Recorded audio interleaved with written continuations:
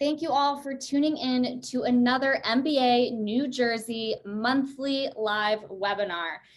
Today, we are going to be talking all about stress, which I think all of us experience. And we have expert with us, Ruvi Makuni. She is a global workplace wellness specialist who is passionate about supporting organizations to empower their teams so that they can thrive in their careers without sacrificing their health.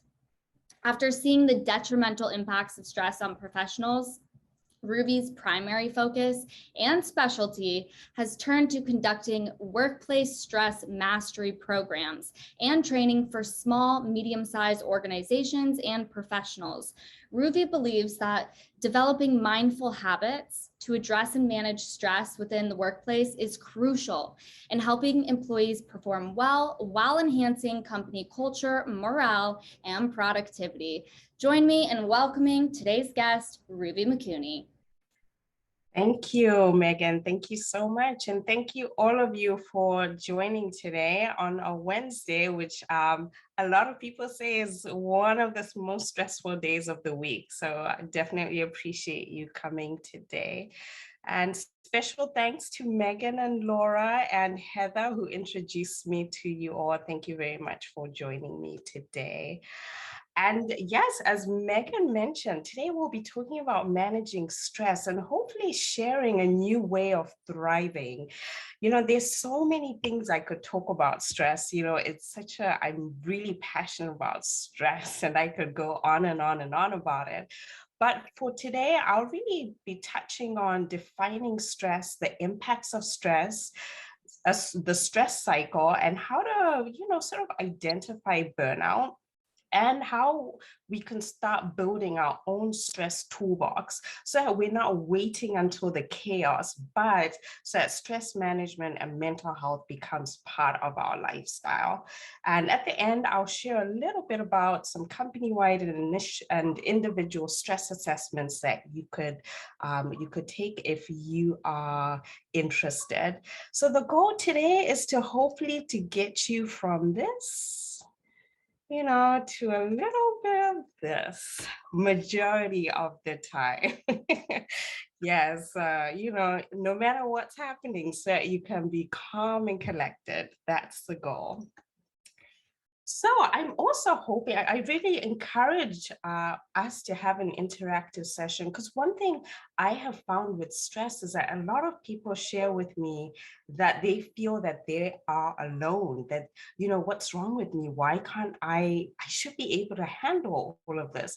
But in reality, we are all dealing with stress in some capacity. And by sharing, it helps people really understand that they are not alone when it comes to stress. So a case study for you all. What do you think these two individuals have in common? We have a man, he's in his late 40s, he's an entrepreneur, he's fit, healthy, active, he's a husband and father, he loves his business, he's really passionate about what he does. Then we have a woman, she's 38, she's working 2 jobs, 2 kids, she's also fit and active. What do you think they have in common? Stress. Yes, stress. Absolutely. Anyone else? Feel free to use the chat box, guys, or unmute yourself. They need to balance between career and family. Yes, that's true. Balancing between career and family. Yes, thank you. One more guess. Maybe they both aren't sleeping at night because they're stressed.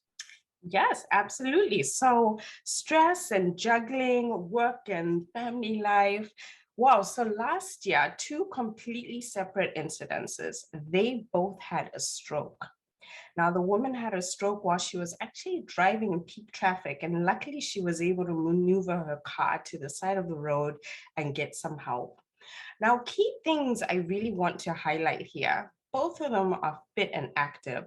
One of the common misconceptions that people have is, oh, I work out, I eat healthy, I'm good to go. That's not true. Stress is very sneaky. And in fact, oftentimes, if you do live somewhat of a healthy lifestyle, you may not be aware of some of these symptoms because, you think, I'm good to go. I've got fitness and healthy eating covered.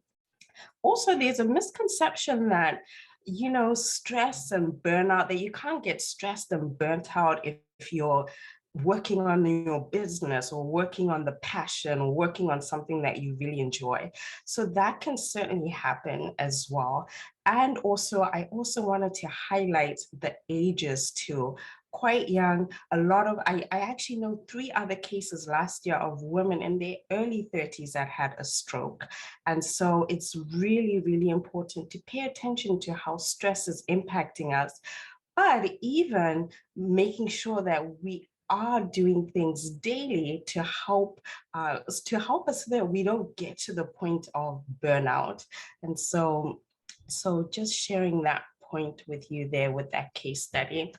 So just briefly, as Megan mentioned, I am a corporate wellness specialist, a stress master associate, and I really originally started as an in-home personal trainer for busy professionals.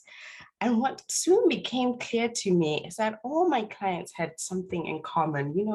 The modern day work life, a lot of sedentary lifestyle. But one thing that I also noticed with a lot of my clients was the stress, was the overwhelm, was the burnout. And this was in 2015. It felt like a lot of my clients were on a treadmill, that never ending treadmill, constantly going. And although they were doing quite well, successful in their careers, there was lack of joy, lack of that downtime, lack of fun and play. And then another thing I noticed too is that there seemed to be a lot of health issues, whether it was digestive issues or lower back pain or migraines. And I definitely knew that there was a better way to thrive in your career without sacrificing your health. And that's why I started really focusing on working with companies. You may have heard this saying, we spend the first half of our lives compromising our health to gain our wealth, and then the second half of our life spending our wealth to regain our health. So my goal is to really inform, inspire, empower professionals to thrive in their careers without sacrificing their health. And I think after the last 2 years, it's even more important for us to prioritize our well-being while still being, successful in our careers as well. Then another point, one thing that I keep getting asked a lot, particularly this year, is how can I help my child? My child is 8 years old, is 15, 16, and I can tell that they're very stressed. Well, one key thing that we can do is kids really emulate the adults in their lives. So as parents, as caregivers, if we can start adopting healthy habits and really having those conversations that stress is a part of life. And this is, and actually emulating or sharing or presenting or really living those healthy habits so that the younger generation can actually actually has an example. So it's also really important that kids have an example that they can emulate as well. Okay, so quick question for everyone. So the last 2 years has been quite challenging for a lot of people, no doubt. We've known it, it's been the same storm, different boat. And I would love if you feel, comfortable for you to share, what does stress mean for you right now? What is your biggest stressor right now? Or how have things been stressful for you over the last 2 years?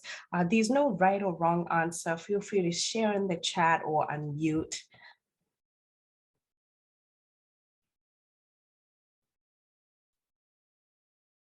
I think just in general, this industry has been really stressful for people. We went from being really, really busy, rates were low, being overwhelmed that way, to rates rising, and now being, really overwhelmed with the challenges that this economy has presented itself to us. I think it's been stressful on all of us. Yeah, absolutely. Absolutely. Thank you, Megan. Thank you. I see some comments in the chat here. Work-family balance, definitely. Industry pressure, life-changing events for children. Yes, yes. Market pressure, work-family, trying to balance everything. True.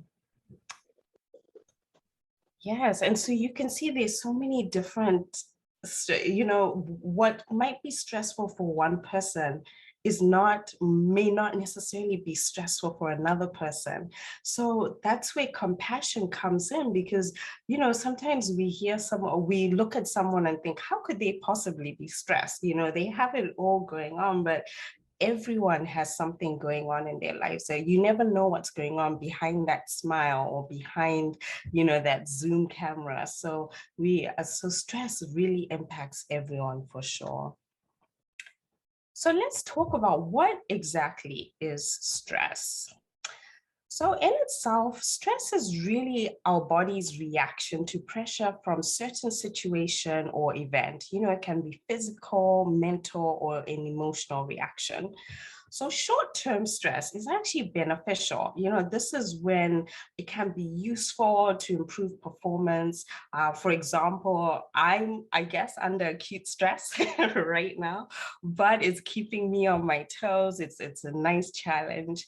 And short-term stress is beneficial, for those immediate short-term situations. And it's really your body's way of protecting you with fight or flight reaction. And it can help protect you from dangerous threats and trauma. Long-term stress, however, this is when it's chronic. This is when it's constant. It goes beyond that certain point.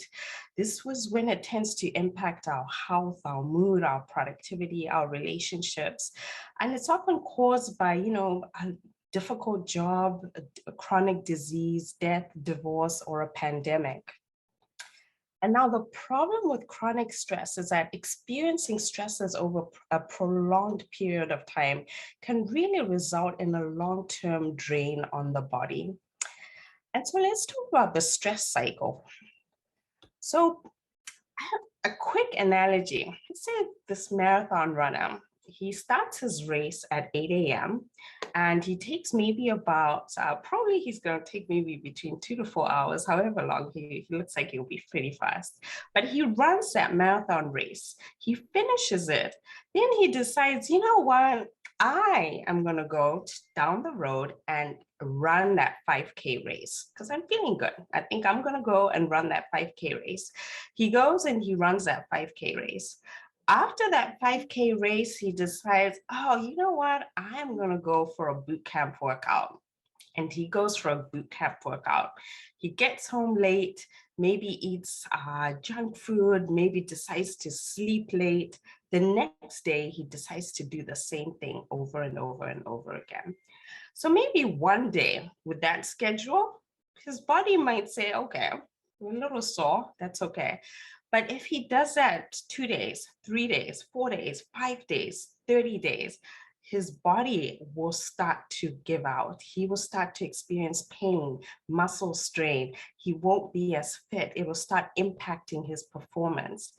And so that's kind of how our modern day work lives are. Maybe the alarm clock goes off, we rush out of bed, check the email, what's the latest update, what's the latest market update, rush maybe in traffic, go to work, putting out all the fires at work, back in traffic, back home, impact, maybe you sleep late, maybe you're not even sleeping that well. So where exactly is that downtime? And so what happens internally in our body, because externally you might think I'm doing great, I can push through, I can keep going, which a lot of us do. But internally, what's happening, we have our autonomic nervous system. So when we're under stress, our sympathetic system activates. This is our fight or flight. This is when you might feel, your heart racing, or you might feel, tense. And this is when you're dealing with stressful situations. And we actually want the sympathetic system to actually get activated when we're in stressful situations.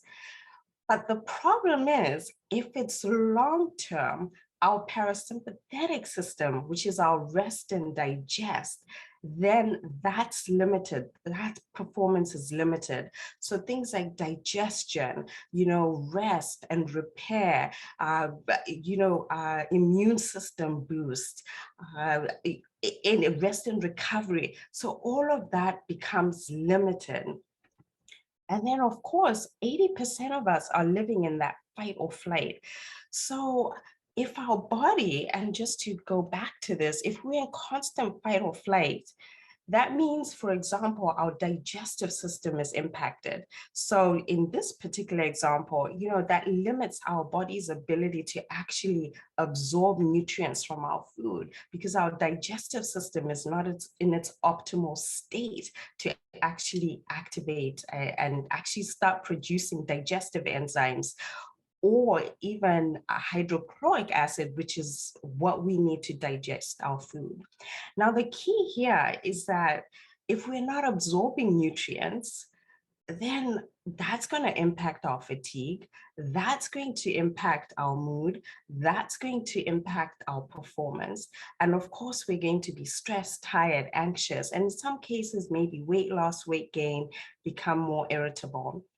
So the goal is we want to start to create a balance in our lives so that we are, at least most of the time, if we can be in the parasympathetic nervous system state. This is where we're in the rest and digest, and our body's in a calmer state. Because if we're not if we're not balancing how our stress is, this can also impact our immune system as well. And so if we have this constant, continuous stress cycle, again, this really impacts our body, our health, our immune system. So it's really essential that we process stress daily and try to lower our stresses as well. So not waiting until the weekend, waiting until the vacation, which actually a lot of times, if we think about it, when we're on vacation, we're not really on vacation. So it's not really a break. So even 5 minutes, can you take 5-10 minutes to take a walk, just to take that break from that computer that's probably delivering a lot of stresses. Even at night, just incorporating some wind down routines and just a few other things I'll share. And that's really the message I hope to share here, that yes, it's great if we have an hour to a whole day to go to the spa, but 5 minutes, 10 minutes, 2 minutes, whatever you can do daily, it's actually a daily habit that we need to start incorporating so that our body can function optimally.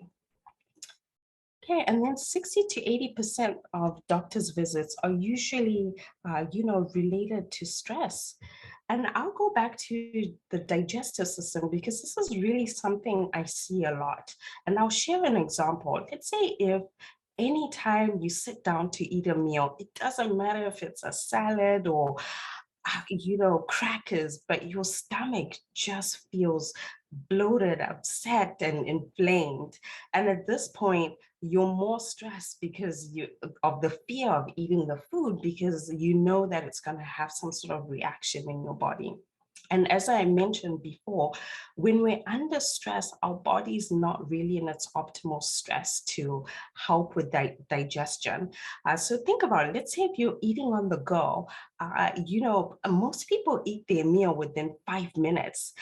That doesn't really give your body time to actually rest or digest your food. A meal is meant to last about 20 minutes or so. So you're rushing and maybe you're working as you're eating. What's happening is a lot of us hold our stress in our gut. Maybe you're feeling tense. And then if you think about it, how is the food really meant to move through our system if we're stressed and tense? And so that again impacts how the food is broken down. It impacts how our food, the nutrients are absorbed in our bodies. And then this can lead to a lot of digestive issues, whether it's gut dysbiosis or H. pylori or things like that.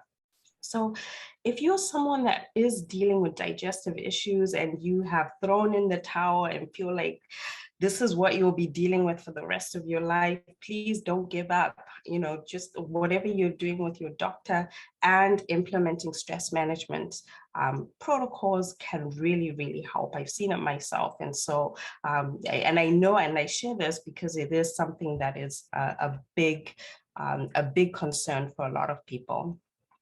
And so these are just some of the other things that, excess cortisol caused from stress can really start having a domino effect in our body as well.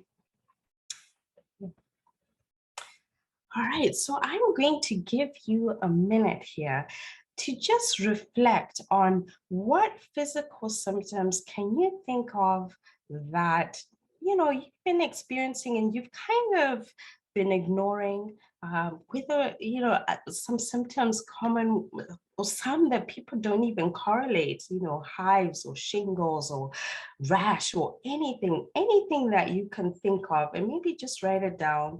If you want to share, feel free, but I just want to give you a moment just to check in with yourself and really connect with, is there anything that you should be paying more attention to? Migraines too.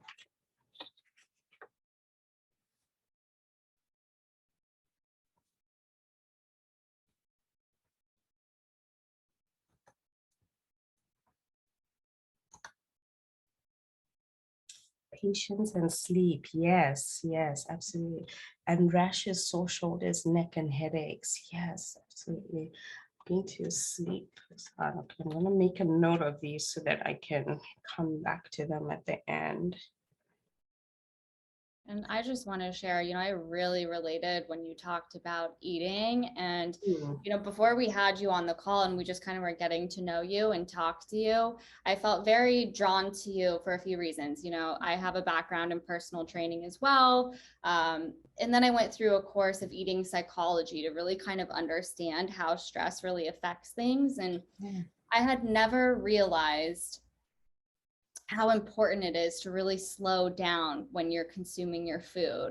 And I thought for a while, oh, I'm doing that. I'm paying attention. I'm enjoying every bite, but I was doing that in between emails. Okay, I'm going to type an email. I'm going to eat a little bit. I'm going to type an email. I'm going to eat a little bit.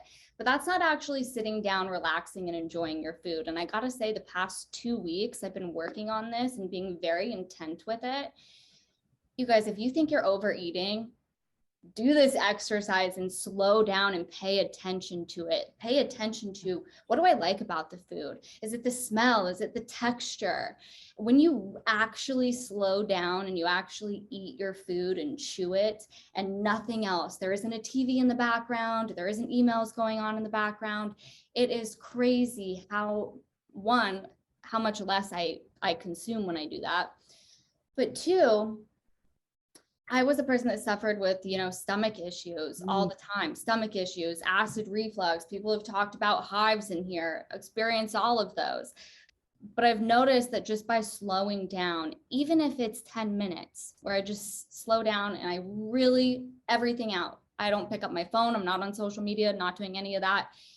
It is crazy. You do not have an eating problem. This is just an awareness issue and you need to become aware. It's mind-blowing how much just that little tip can exponentially help with things.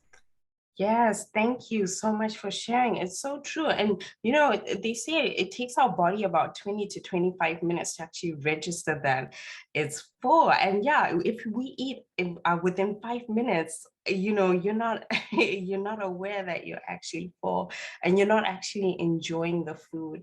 And for anyone that has trouble, with meditation or mindfulness, there's active mindfulness, even this mindful eating, paying attention to the meal, but also reflecting on the gratitudeness of this meal, and this is how we start living in the present moment and not, especially if you're eating and you're worrying about tomorrow or worrying about the stressor.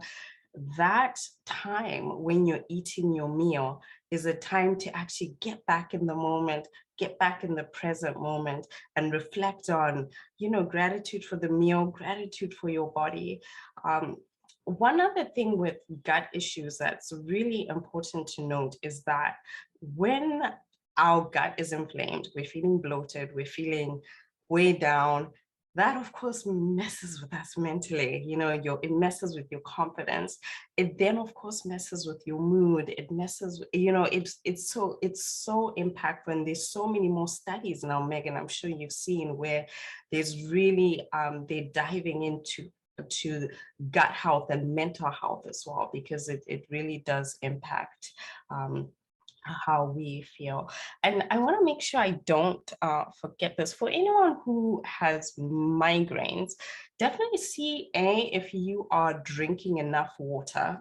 Believe it or not, sometimes under dehydrating can can help with that.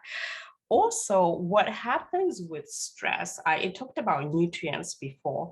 So if we are not absorbing nutrients optimally in our body, what can tend to happen is, we become deficient in certain nutrients, vitamin D and things. I won't list them out here because I encourage you not to just go out and get supplements just because, you hear a list. But actually, if you've been feeling fatigued and not getting enough sleep and things like that, try and see if you can get a blood panel done and see what nutrients are you deficient in, because just supplementing appropriately for you can have such a dramatic effect. Things like again, vitamin D, maybe magnesium, and a few others. These are very common now. If you haven't had any blood work done in the last 2 years, I encourage it. Even the healthiest of people, I went myself, and it's important to do, especially after the amount of stress we've been under. Okay. All right, I should be moving to, can you see this next slide? Preventing burnout. Okay, yes. So before we dive into what we can start to do, burnout, I just wanted to share with you how to identify if you are close to burnout. And burnout is a state of emotional, mental, and physical exhaustion that occurs when we feel overwhelmed by too many demands and way too few resources. So each of us has a window of tolerance. So in this, this is a study actually that was done at University of Berkeley, I believe. So if we look at this graph, let's just say, for example, you get a job and it doesn't inspire you. You're doing maybe the same thing over and over again. It's not challenging and you're quite bored and the stress level is very low. So you can see, there's boredom, there's, maybe a bit of depression too, because you're not feeling inspired. Maybe you're not feeling as though you're providing much. And so this is where stress is important. This is where stress is optimal for us to perform better, to feel challenged, to feel motivated. So as the stress increases, maybe you get a promotion and maybe now, you're forced to, it's a bit more of a challenge. So the stress increases a bit, your attention and your interest increases and you're feeling, more challenged, but really more inspired. And then, you reach your optimal performance here, which is your window of tolerance. So then let's say, people start leaving, maybe the work culture is stressful or it becomes toxic, and now you're dealing with all sorts of issues at home and at work. Now the stress has gone beyond your window of tolerance. This is where anxiety starts to set in. And if it goes past a certain point, this is where meltdown and burnout can happen. So each of us has a window of tolerance, and it's something that we have to be so aware of. What is your window of tolerance? And absolutely, this can definitely be increased. But especially, with so much going on in the world, we have to be mindful to make sure that our window of tolerance is not, constantly getting smaller, and that we are really strengthening ourselves there. So a quick day in the life of what, if you might be experiencing burnout, because it can be difficult really to just looking at the definition. So let's say you wake up in the morning and you hit the snooze button multiple times and you have to drag yourself out of bed. Really, and you're thinking another day, there's really no passion to the day, no motivation. There's really, you don't feel inspired by the day. You don't even remember what you did yesterday, to be quite honest. You don't even remember the last time you had fun or laughed. And you're practically dragging yourself through the day and maybe really surviving on coffee at this point. Maybe around, at work, you're more detached. You're kind of just going through the motions. Around 3 or 4, you hit that crash. Maybe you've got those extreme cravings. You get home, you have that monkey mind going. Again, maybe you're detached from your friends. You're not taking care of yourself, or you're more irritable. Maybe leaning on unhealthy habits. Maybe you go to sleep and you wake up around 2 to 3 and you can't fall asleep, or you have trouble sleeping. And every single day is the same. You don't feel appreciated, you feel overwhelmed, and you just have no passion for life anymore. This is sort of how a day in the life of burnout can look like. Okay. So take a look at the next slide, see where you are. Oh, thank you. Thank you, Adela. Thanks for coming. Can you identify what stage you might be on? And maybe take a look at stage 4 and 5 and just make sure that you are not in stage 4 or 5.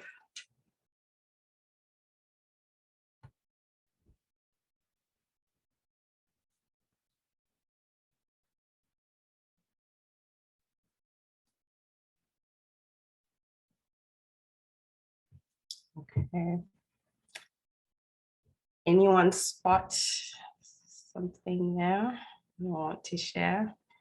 Anyone feel like they're on the brink?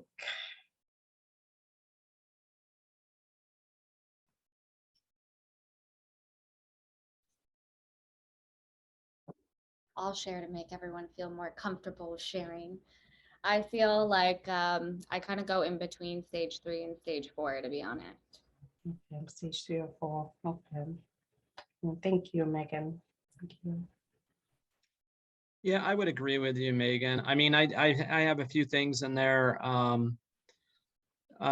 Just the obsession with problems, and there's no problem solvable, or just a pessimistic outlook or self-doubt, the lack of confidence with it, I've been in the industry a long time in cybersecurity, and it's just, things that I see are just tenfold today with problems, not only with cyber criminals, but the technology, and then keeping people safe. It's, they just don't follow guidelines. And also lack of ownership, wanting to participate. So big responsibilities, big headaches. I do it to keep the DoD customers that we have safe, our country safe. But with everything said, it's like, I'm at that burnout stage, and, between chronic stress and burnout, and even doing meditation, supplements, working out every day, it's like, at some point, you want to throw your hands up and say enough. Yeah. And Jim, do you have a good support system around you? I do, actually. I do. Okay. I work on that constantly, building that. And when Megan sent the invite, I'm like, oh, this sounds interesting. I'll attend. So, but yeah, I see, so I hover between 3 and 4. I mean, sometimes it can, I'm just one of these guys that's a workaholic too. I grew up that way. I went to a management school. And, since then, it's like I've just, out of the chute, I've been just a go-getter. But what's interesting is I'm a very smart individual.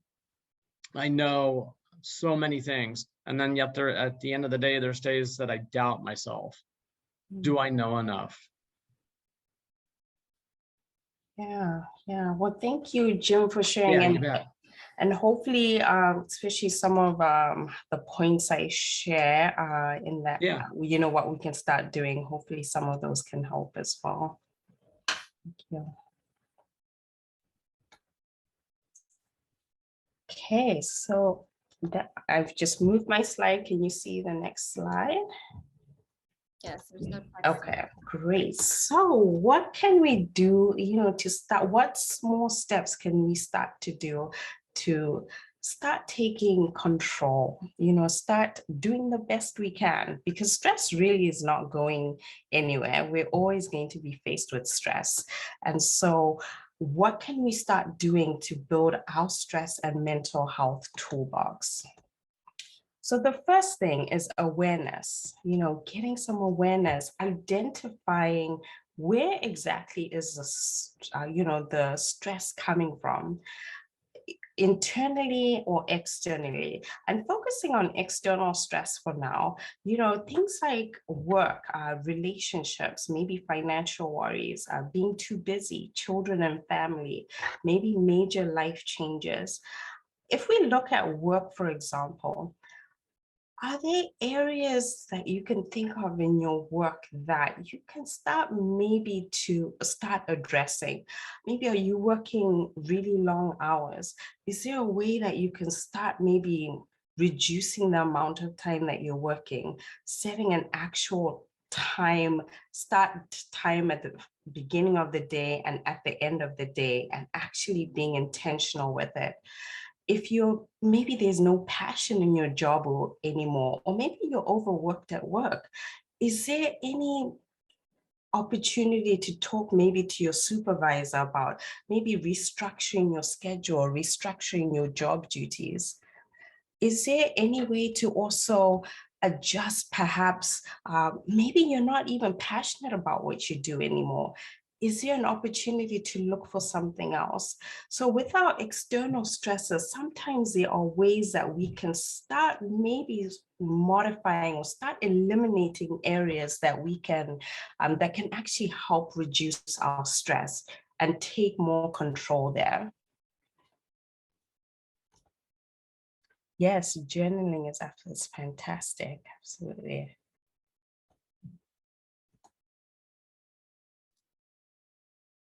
Okay, so today, really identify where is your stress coming from. And now let's look at the internal stresses.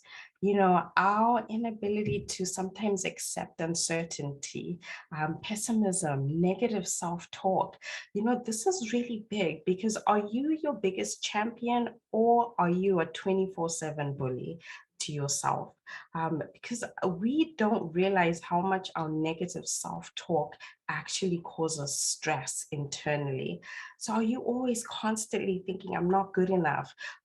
You know, I don't look good, or my hair is not long enough, or I'm not attractive. You know, are you constantly talking yourself down? Because that is really a really big stress, and it can actually cause internal burnout if we're constantly talking to ourselves negatively as well.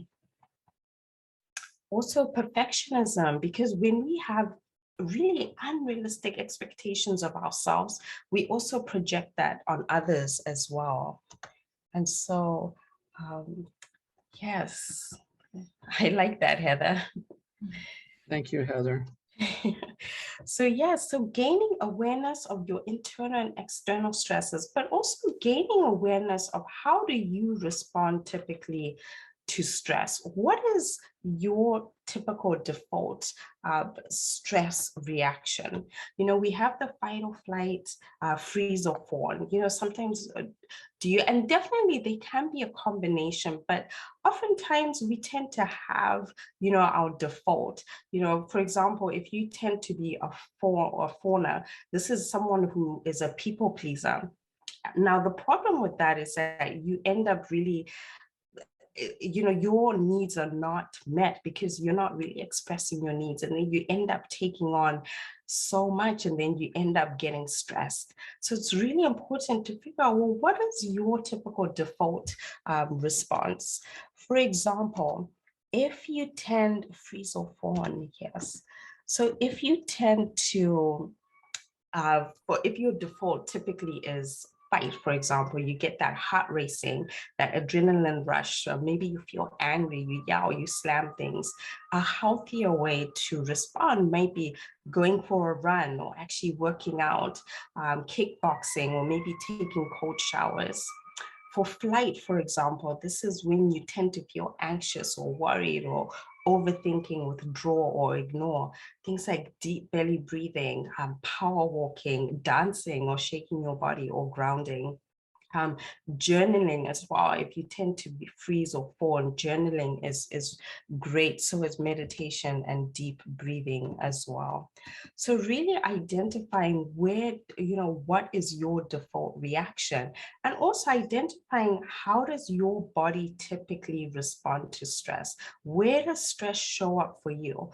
Is it, and some of you mentioned earlier, with it shoulder pain, lower back pain. One thing I always noticed, and in fact, if I'm working with someone who's having lower back pain, men usually, I always ask, has there been a life event recently?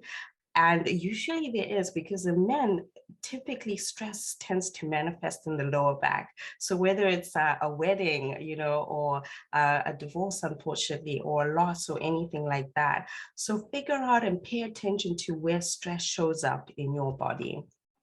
So I got a question. Can you go back to that back slide? Yes. That one right there.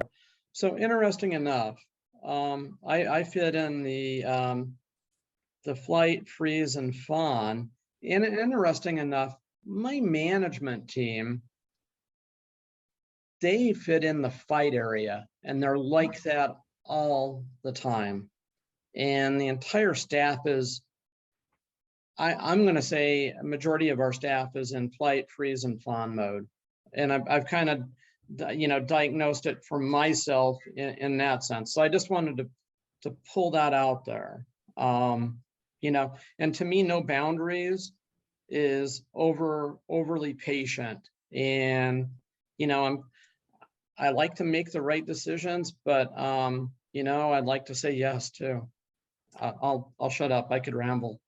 No, please. This is good. This is good. And that's important too, to know, because when we are working in, work areas, we're dealing with so many complex personalities, so many complex situations even.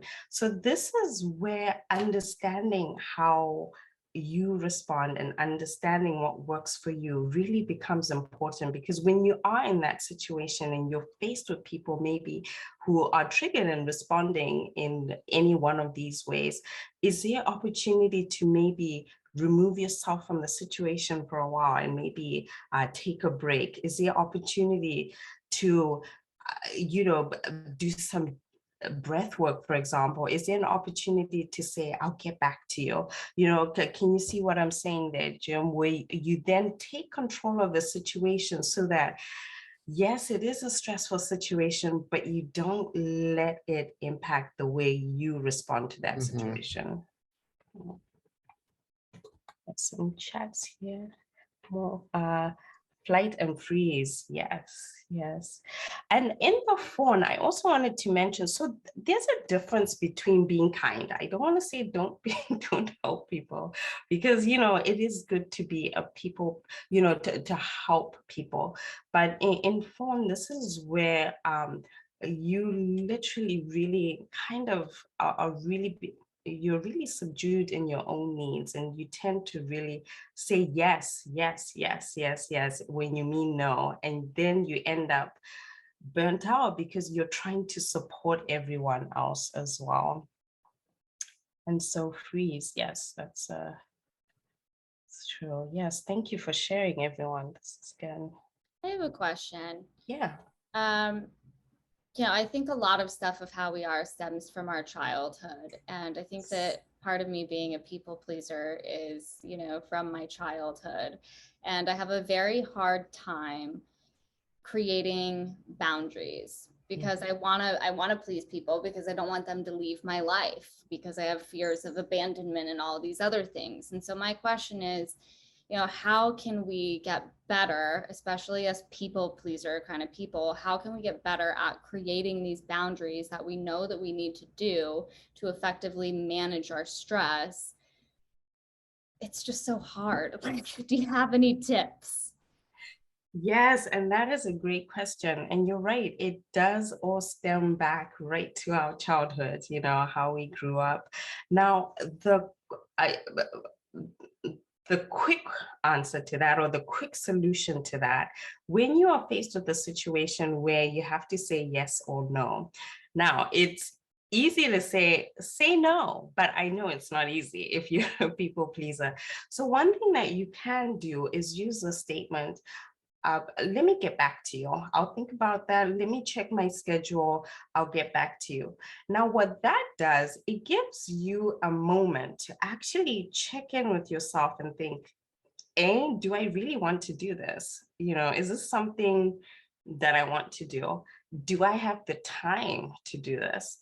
Also, do I have the energy, not only physically, but is this going to actually be uplifting? Is it going to be draining? Do I really want to put myself in that situation? So just that statement alone, just saying, let me get back to you. You're not saying no, you're not saying yes, you're separating yourself from that situation, and you're giving yourself that moment to really reflect on, if you said yes, how would you really feel about that? And then, so that's number one. Really just, Megan, can we meet tomorrow? Let me get back to you. Yeah, get back to you, exactly. Now, the other side to this is now understanding or reflecting, and maybe it might even be a journey back to, you know, what led you, you know, why you became a people pleaser, you know, what in your childhood really made you, you know, become a people pleaser. And then that's really an individual journey. And it depends if you really want to take that path and, you know, explore that as well. Does that help and make sense? And anyone else have tips on how they say no politely? Yeah, no, that was definitely helpful. Okay. I also think the other aspect of why it's also very hard to say no to things is because I'm at the point in my career where, you know, I'm younger and I'm in this industry, and you don't want to say no because you appreciate every opportunity that you're given, but that doesn't necessarily mean that it's the best for you. But you want people to see you as an authoritative figure and give you respect. And I think that's the other challenging aspect to it as well, for me anyways.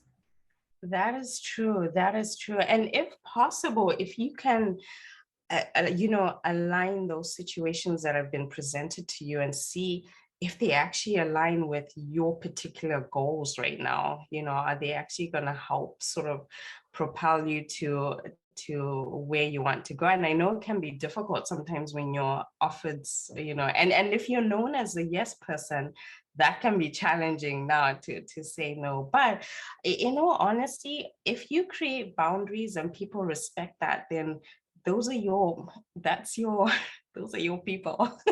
So, and I think now, I think we are all sort of moving to a place where we are starting to respect each other's sort of time and space. I think people are, I'm excited that, you know, this conversation is coming more and more up about how can we actually help support each other's boundaries and personal space and well-being as well.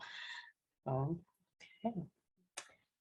All right, and so moving on now. So mastering your ants, the automatic negative thoughts. Do not let ants roam around rent free in your mind. So what tends to happen is when a stressful event happens, you know, ants or automatic negative thoughts, these are automatically produced in us. and these can oftentimes create internal stress and anxiety and cloud our judgment. Okay, so an example for you. Let's say in the morning, you emailed a potential client and you expected to hear back right away. This is the expectation, because in your mind, you think, oh, everyone should respond right away because I do that, right? And so, so 2 hours later, you're still waiting for that email. Now the thought is, oh gosh, I probably lost this client. She probably doesn't think I'm good at my job. She probably doesn't like me. My team will think I'm a failure if I lose this client. Why am I always struggling? So those are the thoughts running through your mind. Now the feeling is stress, anxiety, fear, self-blame. Now in this present moment, the fear hasn't even happened. In this present moment, we've created this situation. And now the problem is you're now living today as though this future outcome has happened. So think of it, if you're at a picnic and you see 2 ants, for example, and there's beautiful sunshine, you have beautiful, lovely food, and you see 2 ants, and they're not a problem. But maybe if you don't get rid of those 2 ants, then you have 20, 50 or so on. And now you're constantly consumed with dealing with the problem of these ants. Now you're not enjoying the sunshine, you're not enjoying your company, because now you're just consumed with all these ants. That's kind of how negative thoughts are, because what happens is that sometimes we create scenarios in our mind that actually haven't even happened, and we're living in this future, this worst case scenario that we create in our minds. And then we miss what's happening in the present moment. And then we sort of living in that, yeah, but, congratulations on the promotion. Yeah, but now I have to work at a different office, or, congratulations, or have a nice time at your vacation. Yeah, but, so if we're constantly living in that yeah, but mode, where is the joy? Where is the satisfaction? That finish line is constantly moving. And so that's a stressful way to live.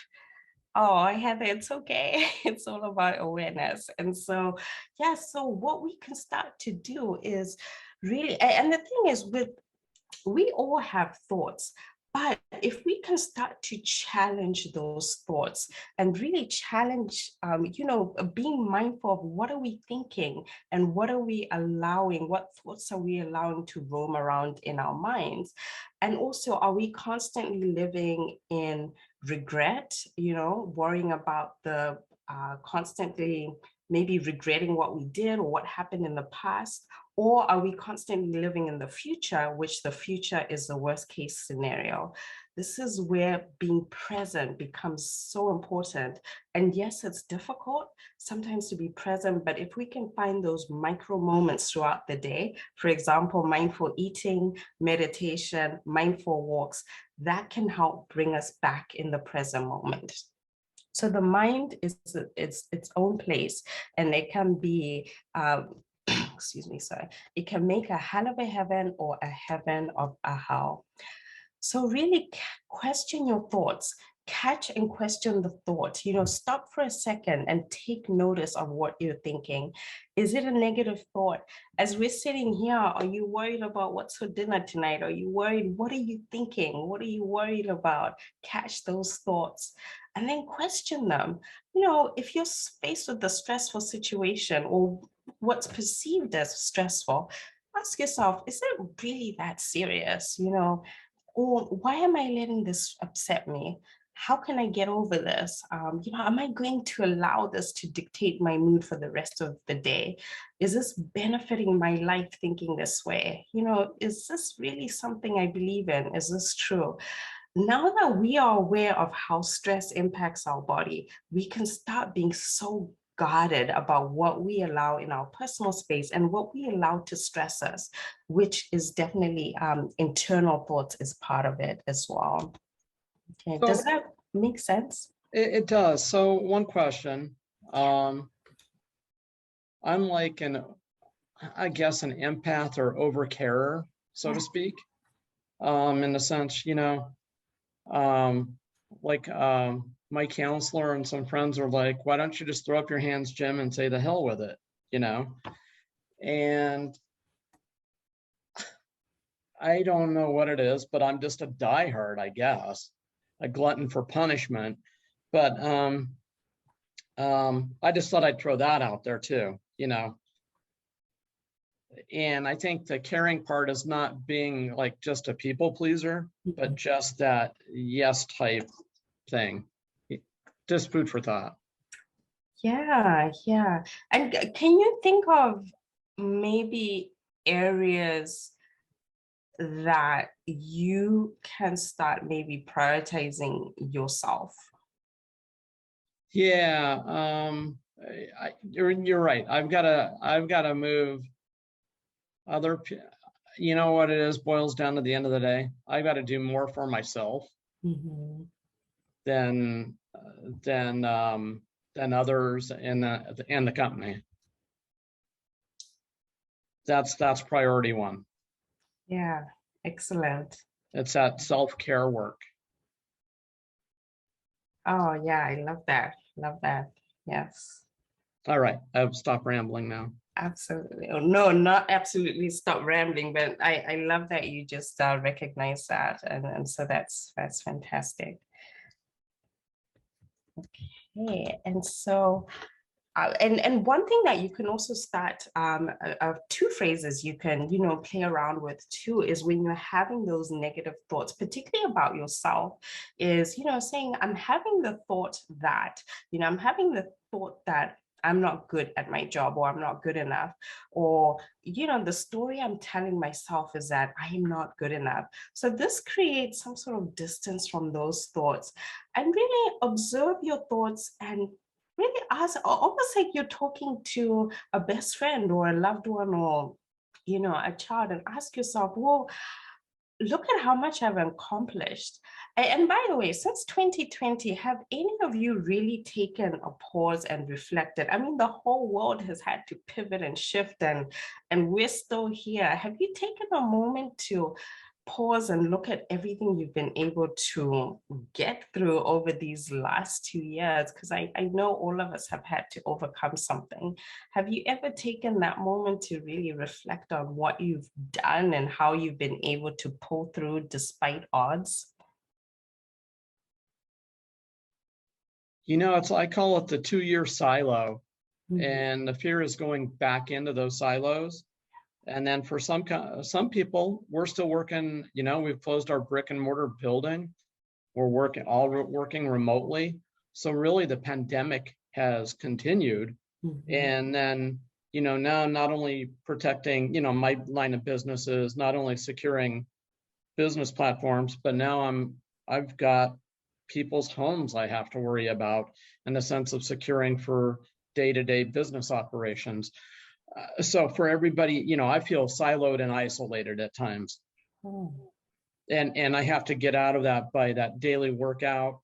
I have to make sure I get out of the house now, whereas I don't have to fight traffic. That's a blessing, but also I miss that, that interactive with friends out and about. And when I say friends out and about, I could meet, friends at lunch.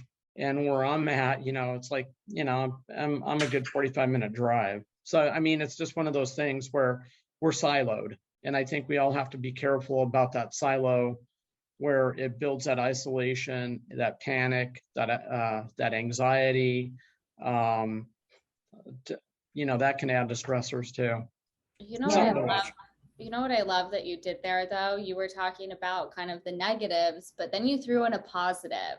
And I find that helps me immensely when I'm having continued negative thoughts that are repetitive. Like if I just stop and I say, okay, what's the positive side of this situation? Or just positive things in general. It oftentimes is enough to just re-trigger that and rewire that to where I'm not sitting there focusing on the same thought that's getting me nowhere.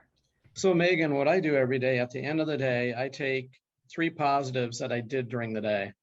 because the line of work that I'm in, there's no positives during the day other than, successful installs or defeated attacks with cybersecurity. But at the end of the day, I have to look and reflect and say, and I look at those positive things, not only at work, but in my life. And sometimes that's hard to walk away with three, but it's something to work, to work forwards to, it's. Yes, focusing on the positive, because I call it making a stew. You grab one ingredient of one negative thing, and then if you don't take hold of it, then you're grabbing another and grabbing another and grabbing another, and then next thing you have a whole stew of problems. But yes, trying your best to really shift. It doesn't mean that the issue is not occurring, but shifting to something more positive can definitely get you out of that fight or flight situation into a calmer state. Because when you are actually in that high level stress situation, that's almost never a time to make a clear decision, because you're not really, unless of course you have to jump off the road if a bike is coming. But if you're in a situation where you have to give yourself a moment before responding, or shifting your thoughts and shifting and even removing yourself can help as well. So, taking porter at the door of your thoughts, view challenges as opportunities for growth, self-reflect and really align your energy towards what's important to you, shift focus to what's working. I know we're at the top of the hour. I have a few minutes, if that's okay, Megan. We've been having great discussions here. Yes. Okay, great. And self-compassion versus self-judgment. And, don't allow those ants to live rent-free. And do your best to live for today. We only really ever have today. And and at the very least, if you're going to think about the future, at least think about, we always sometimes default to thinking of the worst case scenario. What if we just start thinking of a more positive outcome? How about that? But let go of the past, don't let the past drag you down. Put it down and try your best to start living in the present moment. And so as part of self-care, I really encourage you over the next week and beyond to start observing your thoughts, challenge your thinking, manage your expectations. But in that, also question the busyness. Is the busyness kind of, a way to really detract from maybe things that you've been avoiding? Sometimes we put on so much on our plate because there are things in our own personal space and personal life that we don't want to deal with. So are there any other areas that may be adding more stress than you realize, and that you could actually potentially start letting go of? Okay, and then untangling your mind. So for anyone that has trouble sleeping at night, this is really, really great to do right before bed. I don't encourage doing it in your bedroom, because you really want your bedroom to be a place where you subconsciously associate with sleep and rest. So anything like work or, anything that resembles worry can actually, believe it or not, can actually impact your sleep. And so as part of your wind down routine, what you can start doing is doing a brain dump. So you literally grab maybe a journal, but a piece of paper, and grab a pen and just literally write everything down that's on your mind. Because what impacts people's sleep a lot of times is, the thoughts racing through your mind, that monkey mind. So simply writing everything down on a piece of paper, whether it's your thoughts, your to-dos, any ideas, anything that's showing up.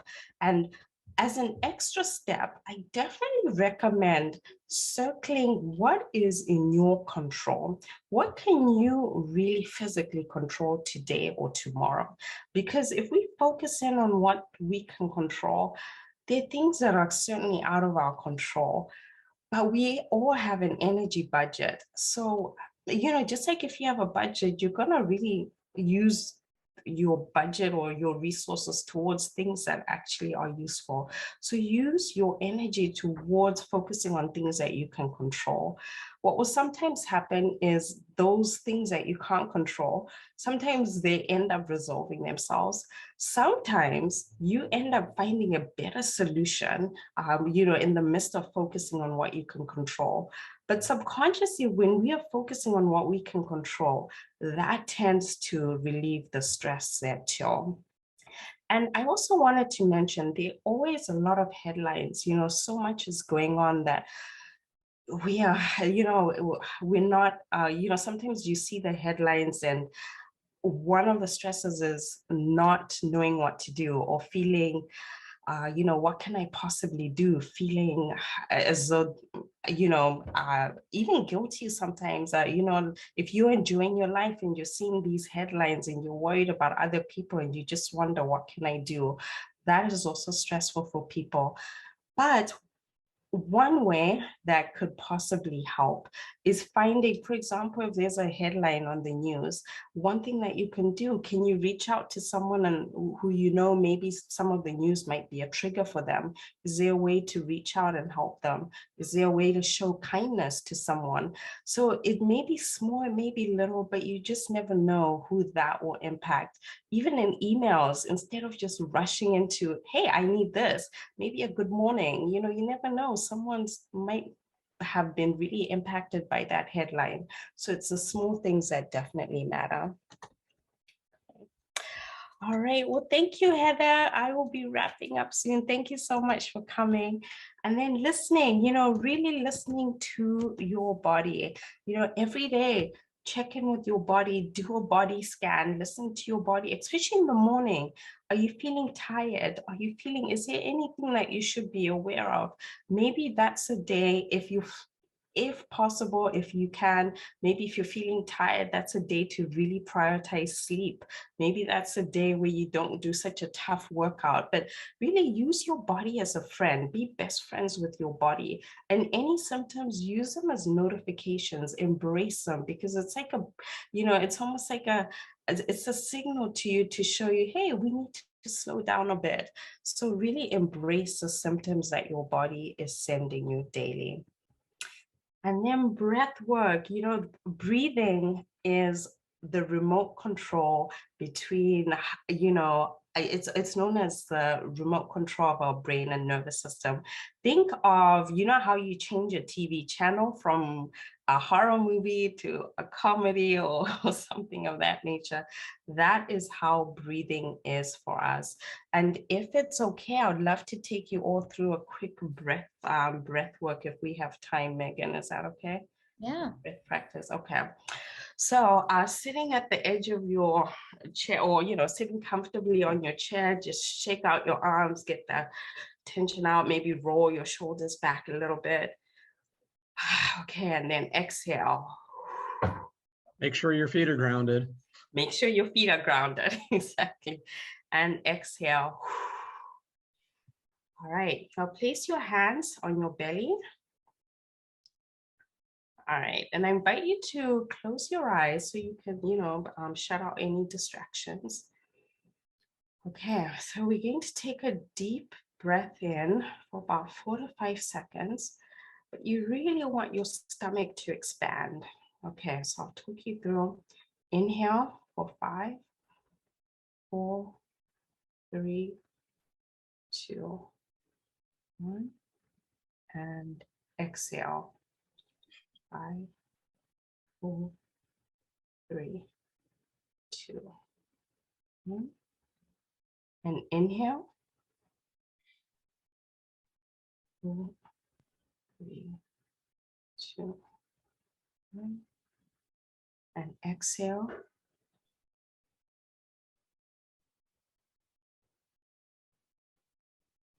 And one more time. Inhale.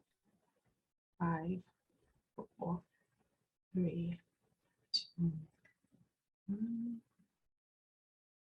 And exhale.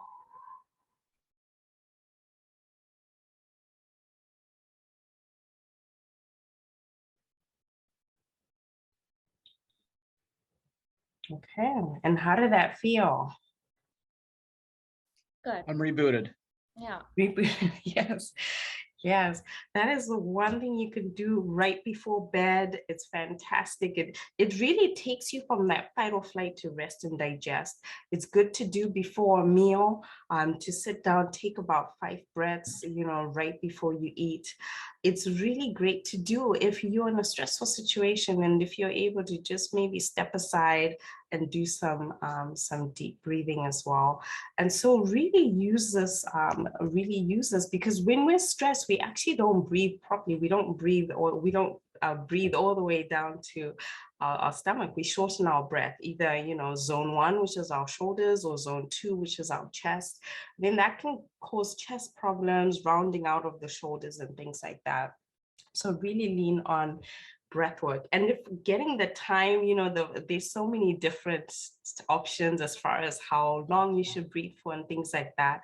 One thing that's also great to get you grounded is this 5-finger breathing as well. So you can use that as your tool as well.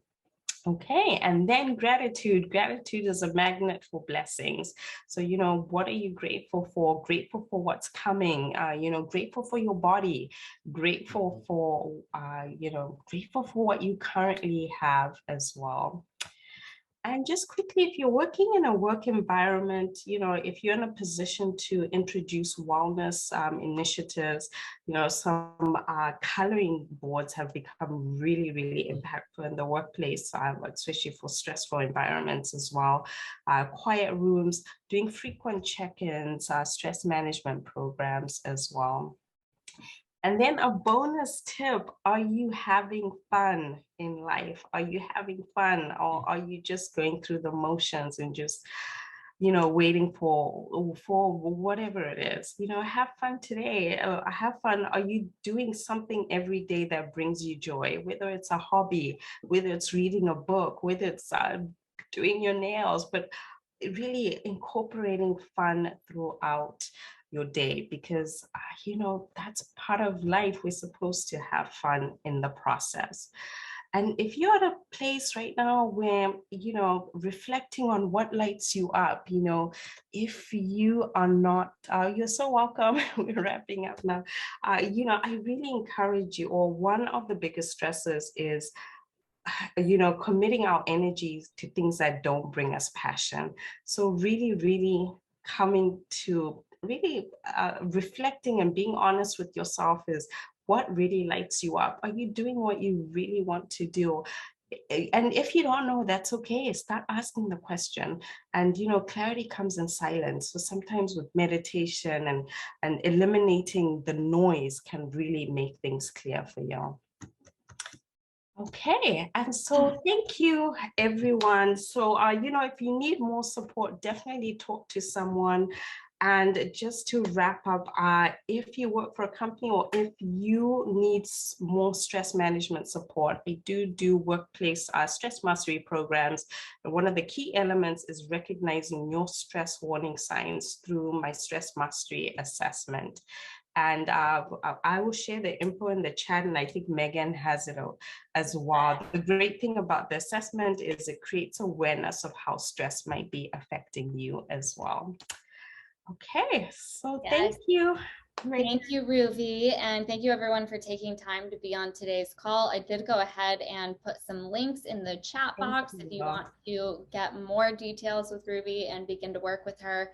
And I also want to say, join us for our next live webinar, which will be happening July 13th at 2 p.m. Eastern. That's going to be with Dr. Sam Collins, all about women leadership.